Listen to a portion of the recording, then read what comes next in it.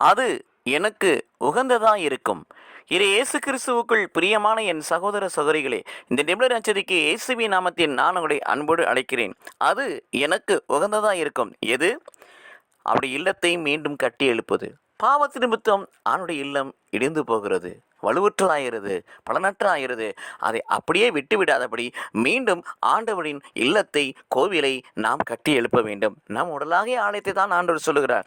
இது இயேசு கிறிஸ்துவுக்குள் பிரியமானங்களே, யூதா 1:20 வாசிக்கிறோம். மிக மிக மிக பரிசுத்தமான விசுவாசத்தை அடிப்படையாக கொண்டு உங்கள் வாழ்வை கட்டி எழுப்புங்கள், உங்கள் இல்லத்தை கட்டி எழுப்புங்கள், அதை பரிசுத்தாவின் ஆற்றலால் செய்யுங்கள் என்று சொல்லுகிறார். அப்படி செய்கின்ற பொழுது திருவெளிப்பாடு 21:2 வாசிப்பது போல அங்கே ஆண்டவர் சொல்வார், என் இல்லம் எங்கே இருக்கிறது? இதோ மனிதர்கள் மத்தியிலே இருக்கிறது. எந்த இல்லம் மீண்டும் கட்டி எழுப்பப்படுகிறதோ அந்த இல்லம் கடவுளின் இல்லமாக இருக்கிறது, அவருடைய உறைவிடமாக இருக்கிறது.